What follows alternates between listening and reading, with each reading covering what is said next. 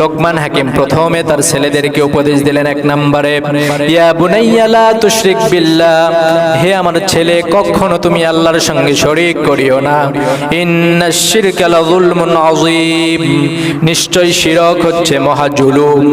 এরপরে লোকমান হাকিম সূরা লোকমান 31 নম্বর সূরা এর 17 নম্বর আয়াতে তার ছেলেদেরকে আরো উপদেশ দিচ্ছেন। তিনি বলছেন, ইয়া বুনাইয়া, হে আমার ছেলে, আকিমিস সালাত, তুমি নামাজ প্রতিষ্ঠা করো।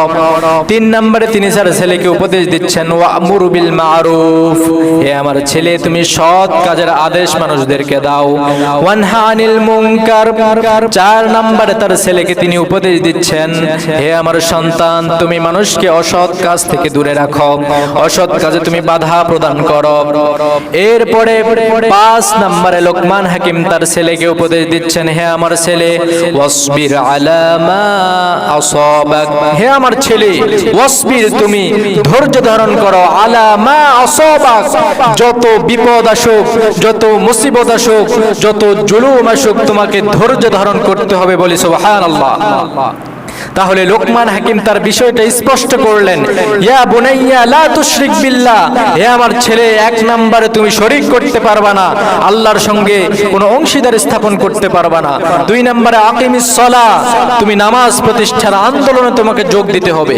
3 নম্বরে ওয়ামুর বিল মারুফ, তোমাকে সৎ কাজের জন্য আদেশ দিতে হবে। 4 নম্বরে ওয়ানহা আনিল মুনকার, এবং অসৎ সকল কাজ থেকে মানুষদেরকে তোমাকে বিরত রাখতে হবে।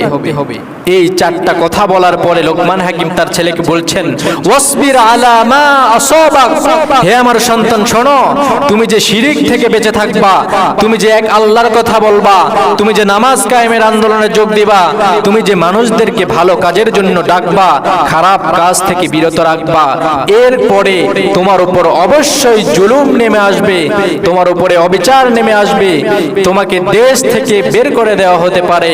ওয়াসবির, হে আমার সন্তান, তুমি ধৈর্য ধারণ করো, আলা মা আসাবাক, তোমার উপরে যতই জুলুম আসুক, যত নির্যাতন আসুক, তোমাকে দেশ থেকে বের করে দেওয়া হোক না কেন, কিন্তু তুমি ওয়াসবির, সবর করো। বলি সুবহানাল্লাহ।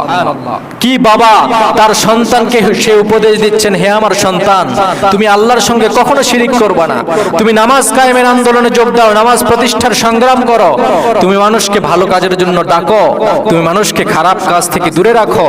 এগুলো যখন করতে যাবা, ঠিক তখনই আদম আলাইহিস সালাম থেকে শুরু করে মুহাম্মদুর রাসূলুল্লাহ সাল্লাল্লাহু আলাইহি ওয়াসাল্লাম পর্যন্ত যত নবী এবং যত রাসূল আল্লাহর একত্ববাদের দাওয়াত দিয়েছেন, প্রত্যেক নবী এবং রাসূলের উপর জুলুম এসেছে কি আসে নাই? আমাদের নবী মুহাম্মদ সাল্লাল্লাহু আলাইহি ওয়াসাল্লামকে তায়েফের ময়দানে রক্তাক্ত করা হয়েছে। আমাদের নবী মুহাম্মদ সাল্লাল্লাহু আলাইহি ওয়াসাল্লামকে শিয়াবে আবি তালেবের মধ্যে 3 বছর আবদ্ধ করে রাখা হয়েছে।